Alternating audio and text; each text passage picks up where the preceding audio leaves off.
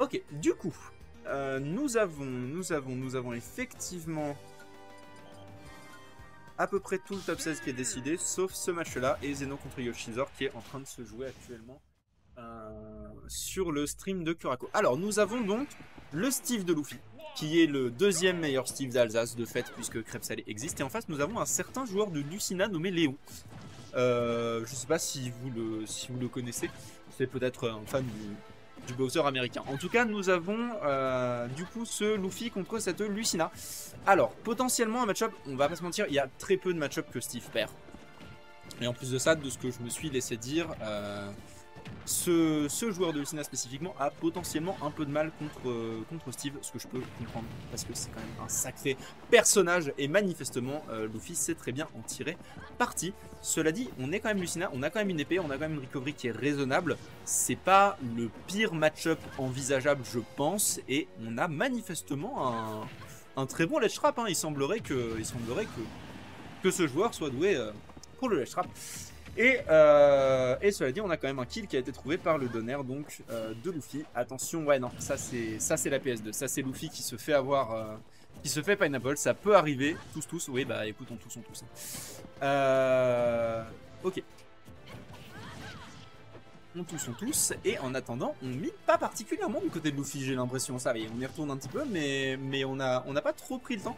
Cela dit, voilà, bon, pour le coup, Luffy qui je sais pas s'il a trop d'expérience. Je refais ma journée sur sac à main, j'en suis ravi. Luffy qui je sais pas s'il a trop l'habitude de Lucina. Je sais qu'on n'a pas énormément de Lucina en Alsace en fait. Donc voilà, un match-up qui est pas forcément très connu du côté du joueur de Steve. On se sait tellement.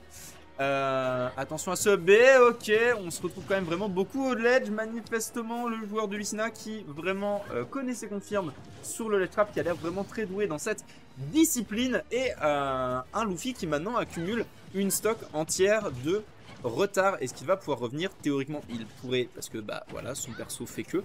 Mais est-ce que ça va être possible? C'est là la vraie question. Est-ce que le joueur d'en face a beaucoup joué contre Steve? Un petit oiseau m'a dit qu'effectivement c'était arrivé par le passé, et le backer qui va récupérer cette stock et cette première game. Et voilà, bon bah Luffy qui a une certaine montagne à gravir pour gagner ce set, parce que manifestement là il y a vraiment un gros écart de level pour le moment. On sait que Luffy pop-off pas mal en ce moment et c'est très cool pour lui, mais je sais pas si on en est là encore. Je sais pas si on en est là pour l'instant. Est-ce qu'on va se faire arrêter aux portes du top 16 de cette Ultima qui est, je le rappelle, l'Ultima la plus stack qu'on ait vue à Strasbourg. Voilà, avec, comme je le disais, des très bons joueurs. On a du Gluto, on a du Enki, on a du Rarker, on a du Ryukai. Et actuellement, nous avons donc Luffy contre ce joueur de Lucina. Je sais pas si vous en avez entendu parler ou non. Et on est sur Small Battlefield.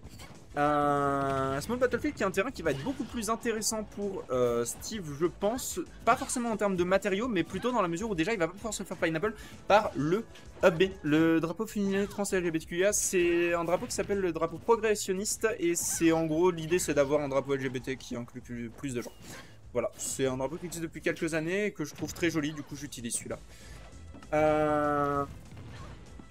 Voilà, et on est sur un avantage quand même assez conséquent pour la Lucina, même si en vrai Luffy n'est pas forcément trop en reste non plus. On tente la douille au donner et ça se passe plutôt bien, mais attention, on va se faire remettre en ledge trap et on le sait, ça peut être une situation vraiment compliquée.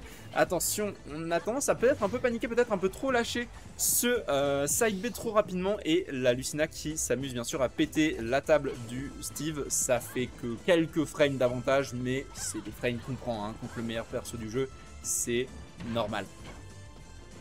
Ok, et du coup, attention, encore une fois, on se fait mettre en ledge trap définitivement, c'est vraiment compliqué. Le forward smash qui va tuer tellement early, le forward smash de Lucina qui va prendre ce kill, et comme je le disais, vraiment un match-up qui est manifestement, si pas pour Lucina, au moins gérable par Lucina. Le up smash qui va quand même prendre le kill, mais une stock entière d'avance pour la Lucina, et Luffy qui a vraiment un gros retard d'accumuler. On se fait avoir par ce up B, on n'a pas les combos parfaitement trous que par exemple d'autres Steve, comme un certain Crêpe Salé, hein, pourrait proposer. Est-ce qu'on a... On n'a pas de fer, on a rien, on a rien, on a rien. Il est mort, il est mort, il est mort si vite.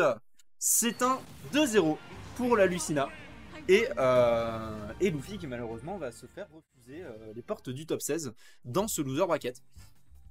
Écoutez, voilà. Néanmoins, on a eu, je pense, un match très intéressant.